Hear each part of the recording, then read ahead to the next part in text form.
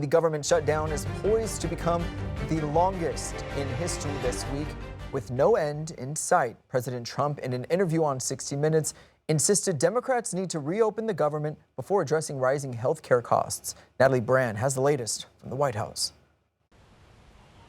As the stalemate on Capitol Hill hits day 34, impacts nationwide grow by the hour.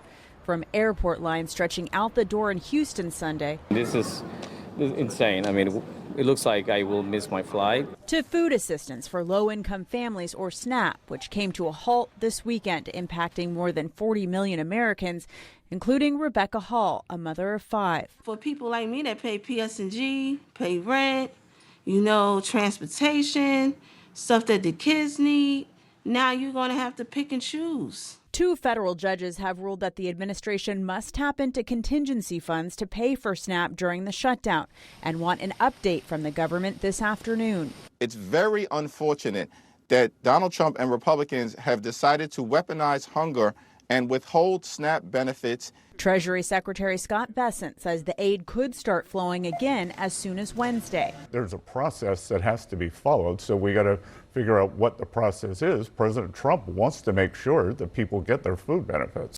President Trump, in an interview with 60 Minutes, continued to insist Democrats must reopen the government first before Republicans negotiate over health care subsidies. Sounds like it's not going to get solved, the shutdown. It's going to get solved, yeah. Oh, it's going to get solved. How? We'll get it solved. Eventually, they're going to have to vote. You're saying the Democrats will capitulate? I think they have to. And if they don't vote, that's their problem. Now, I happen to agree with something else. I think we should do the nuclear option. The president also said the Senate should get rid of the filibuster to allow legislation to pass with just a simple majority.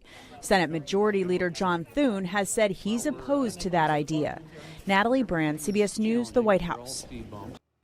And as more Arkansans face financial hardship under the government shutdown, some are struggling to feed their pets as well as themselves. Local shelters are stepping in to make sure no one has to choose between their own dinner or their pets. At the Best Friends Pet Resource Center in Bentonville, workers say they're seeing more people needing help to keep their pets fed. The center offers free vaccinations, microchips, and a pet food pantry, open 7 days a week. And in Fayetteville, Animal Services is expanding its own food programs, partnering with other shelters to provide more donations ahead of the holidays. We love keeping families together. So we're fortunate enough here in Fayetteville to have Rangers Pantry, which is operated by the city's Housing and Community Services Department. So if you qualify income-wise, you have pets in Fayetteville, highly recommend that you reach out to them. Shelters say their goal is to help families stay together and keep their pets out of shelters. And President Donald Trump has officially endorsed Arkansas Governor Sarah Huckabee Sanders in her bid for re-election. Trump made the announcement Sunday on his Truth Social account, praising Sanders for what he called her strong leadership and commitment to Arkansas values. In response, Governor Sanders said she's honored to have his support and that Arkansas stands with Trump in the fight to make America great again. The governor is expected to seek a second term in 2026. And Springdale police say they're searching for suspects after one person was shot Saturday night at the Lake Springdale trailhead. The injuries are described as non-life-threatening. Police say the shooter fled before officers arrived. The person who was shot says another group approached them and physically attacked them. Investigators believe it's an isolated incident. And we're learning more about the deaths of 2 emergency responders and a volunteer in eastern Oklahoma over the weekend. The McAllister-Pittsburgh County Emergency Management says the 2 responders died during a vehicle accident on Saturday. It happened during the H-Town Throwdown races in Hartshorn. A 3rd person died Friday evening while helping with event preparations. The director of emergency management says their hearts are broken for those affected by the loss. And the Arkansas Game and Fish Commission is reminding people it's illegal to sell wildlife after an investigation in Prairie Grove. Authorities received a tip about a resident trying to sell baby possums online for $100 each. Game wardens say they tracked and ticketed the seller. Game and Fish says selling wildlife can lead to a fine of up to $7,500 and 6 months in jail. It's pretty significant. It's something we want to make sure that people don't get involved in, don't do this, leave our wild animals alone, and let everybody enjoy them. Authorities say illegal wildlife sale reports can be sent through the Arkansas Game and Fish tip line or website. And we're learning a University of Arkansas student and band member has died after a battle with leukemia over the weekend. Jay Shute was a 19-year-old biology major from Benton and a trumpet player in the Razorback Marching Band, the Hog Wild Band, and a campus concert band. He was diagnosed earlier this year with leukemia. The university says he'll be remembered for his talent, energy, and kindness. We'll continue to follow this story and bring you updates as they come into our newsroom. And parents of children who attend Vandergrift Elementary and McNair Middle School are raising concerns about a 5G cell tower that was placed right on McNair's land. Concerned parents say their kids could be spending hours close to radio frequency radiation when the tower is activated.